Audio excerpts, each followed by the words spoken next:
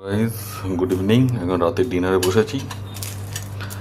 আচ্ছা, সকালে রাইস আর fish curry ছিল।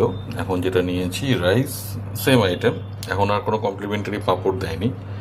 রাইস আর চিকেন কারি, কিন্তু আমি রাইসটা হাফ নিয়েছি আর চিকেন 2 পিস নিয়েছি। এই আলু দিতে বলে দিয়েছিলাম, আর এই 2 পিস চিকেন, এটা দিয়ে এখন ডিনার সারবো।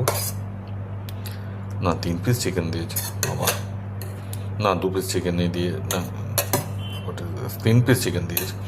তো যাকে আলু দিয়েছে, পেঁয়াজ স্যালাড দিয়েছে, অনিয়ন স্যালাড, আর রাইস দিয়েছে। রাইসের কোয়ালিটিটা দেখুন, এই হচ্ছে রাইসের কোয়ালিটি, একদম সরু চাল, বাসমতি চাল, ফ্লেভার আসছে, গরম। আর তার সাথে হচ্ছে চিকেন কারি। আর এটা দেখুন ডিনার করব। আমার টোটাল বিল হলো এটাতে 424 টাকা, half rice half chicken curry. আপাতত এইটুকু। Good night.